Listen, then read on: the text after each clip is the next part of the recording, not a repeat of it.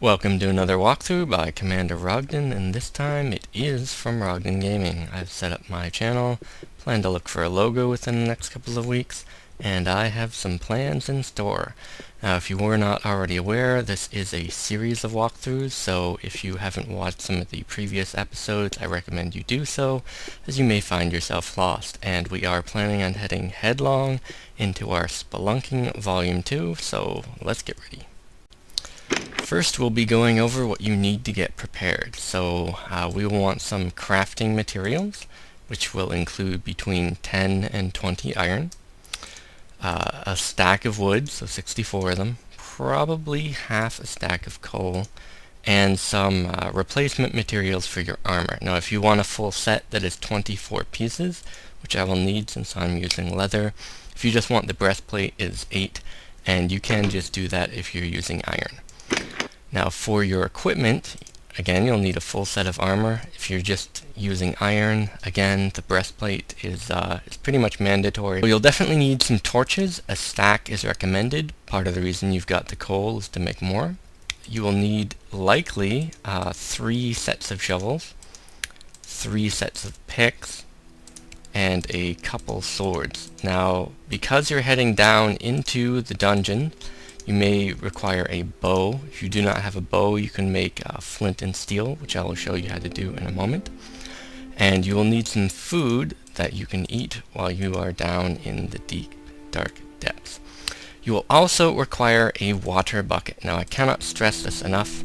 Water bucket is required. You will die if you do not take the water bucket. Trust me on this, you will want the water bucket. So go ahead and get the bucket and fill it up with water.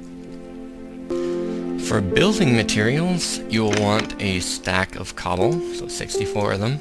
You may want to bring some glass with you so that you can see through the walls of your building that you make down there. And for transportation purposes, you will probably require some gravel, so go ahead and get that in your inventory. For making the flint and steel, you need 1 piece of flint and 1 iron ingot. You will place them in this order here and pull out your flint and steel. So I'll go outside and show you how to use this. Again, I don't really recommend taking this over the arrow, but if you have no choice, it will work out okay. So to use the flint and steel, just right click and you set up flames, and it'll go on any surface even if it's not normally flammable, and it will stay there for a few seconds, and it will hurt you if you pass through it. So I did set up a little beacon, which I'm going to go check out now, and I'll eat a couple pieces of cake before I go.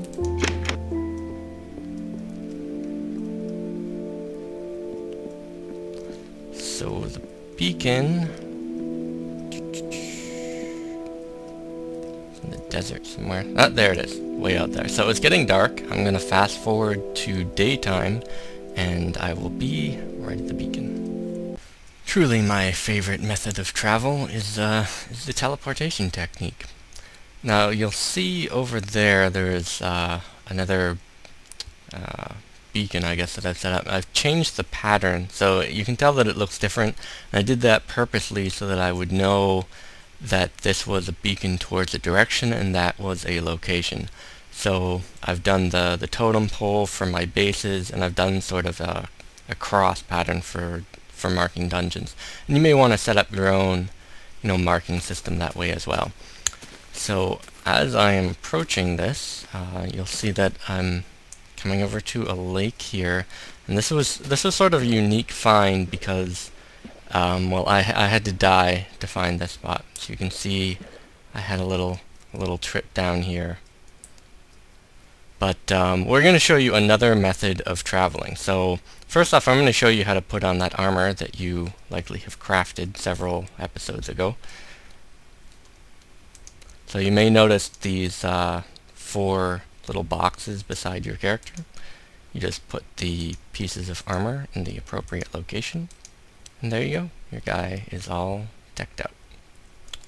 Here, now this is going to be dangerous, and I believe believe I might be taking the gravel expressway or perhaps a waterfall. We'll see. But when I get down there, it's going to be a rush.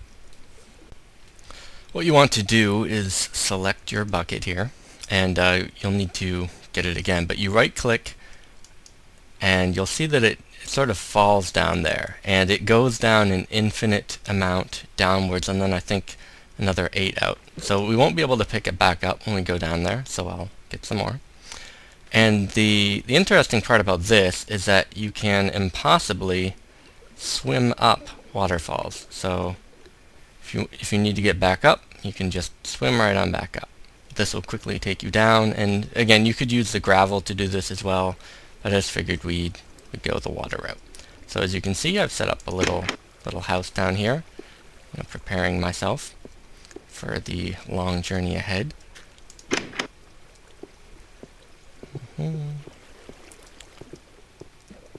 And here we go. So get over here. This is the location that we are going to be exploring. So this whole area. To travel down to this location, we will be using the gravel expressway. So pull out your gravel and see how this works. I just figured this might be safer, so I have a vantage point to deal with the little friends that have shown up. So you just place it next to a block, and it will fall down pretty much all the way to the end there. So here we go.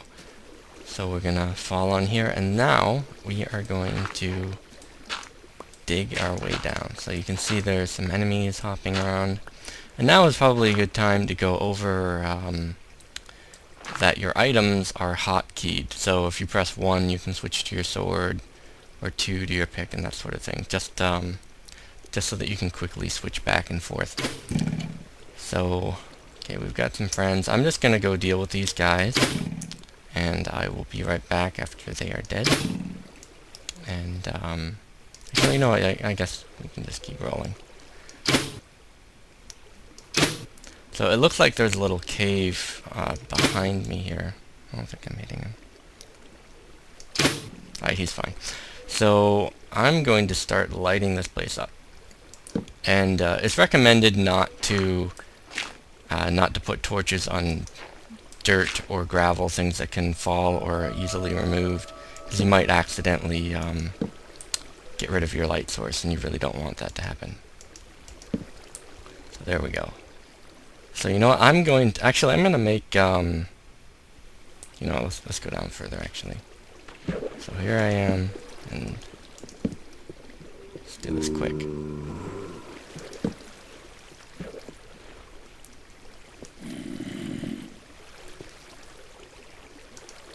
Should have got rid of the waterfall.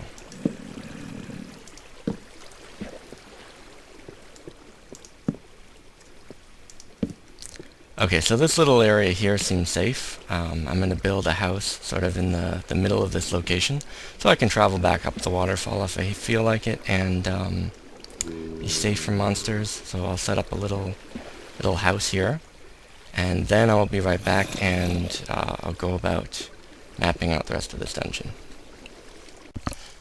Lordy, that took a little while, and I must have been cranky yesterday.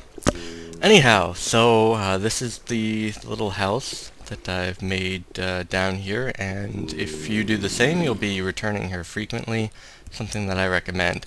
So before we head out, I'm going to talk a little about different entrances for your houses. So you'll see up there I've got sort of a door for the rooftop, and I'll show you how to make that, as well as how to make some signs, which is why we brought all that extra wood. So let's go down to the little crafting table here.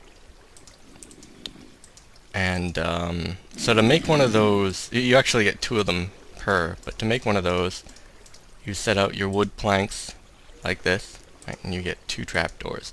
Now the thing about trapdoors is it's important how you place them, and I'll show you what I mean by that. Let's say, for example, that you place the trapdoor like this, which you're likely going to do. You open the trapdoor, and it will block you from getting up. So what you need to do is you need to place it on the opposite side of wherever your ladder is, or whatever device you're using to get up. So that way it opens like that, and you can climb out then. So if you want to do a rooftop entrance, and I think this was a good idea for this particular location. So to make a sign, you also need wooden planks, and you need a stick as well. So we're going to make ourselves a stick. And you make signs by putting wooden planks up there and a stick down there. And signs do not stack, so you can't really carry a whole lot of them, but you should definitely keep at least 1 or 2 on hand while you're doing this. And the reason why is that underground is very, very easy to get lost. So what I'm going to do here is I'm not going to skip ahead. I'm going to fast forward through what I'm doing, just so that you get an idea of what's happening. And then after that's done, I'll stop and I'll explain how I was placing the signs and what they were there for.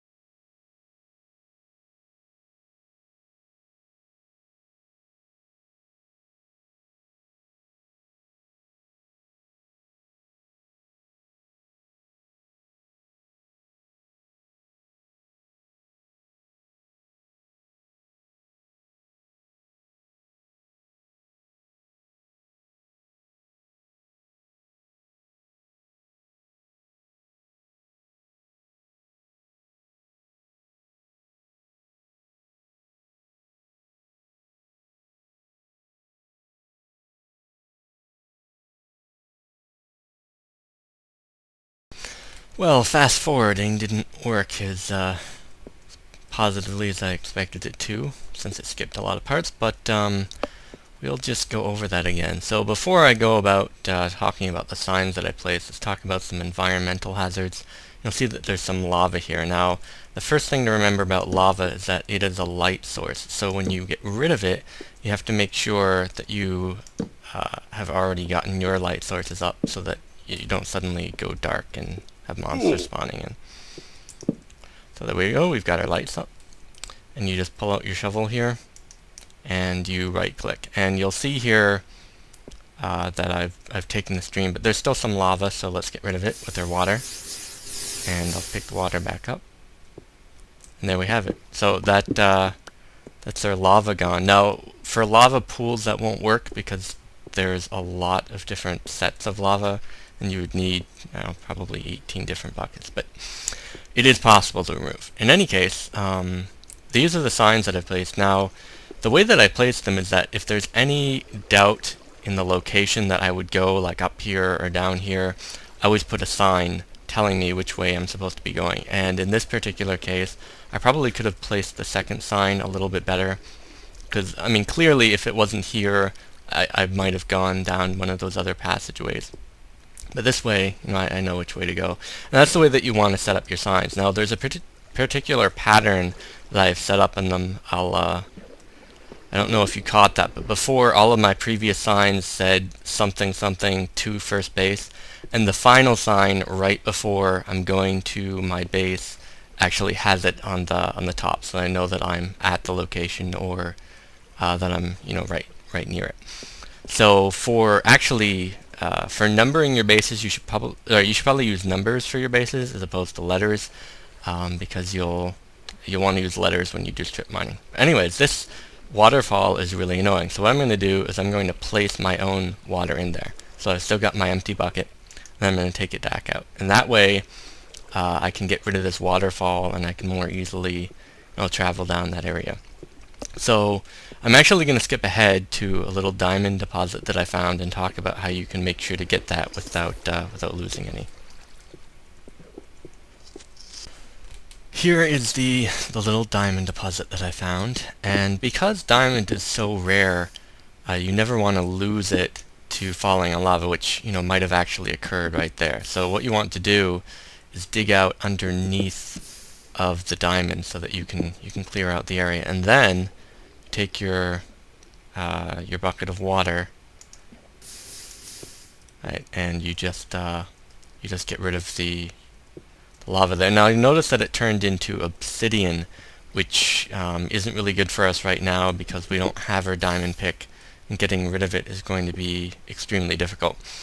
So what you can do instead is, since that you've got, I must have left it back there, but since you would have had a bucket of lava, you could pour the lava in and then pull it back out, and you should be okay. But I'm just going to go ahead and pull out what I.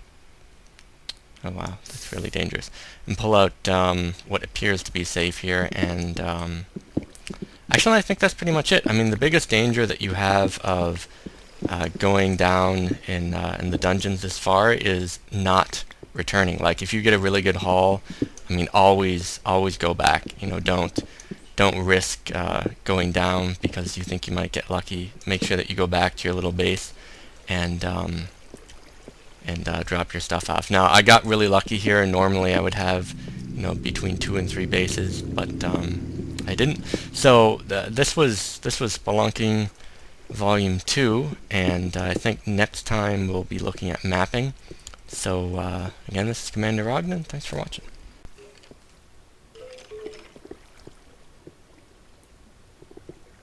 Ooh, ooh, ooh, ooh, ooh, ooh, ooh, ooh, ooh, ooh, ooh, ooh, ooh, ooh, ooh, ooh.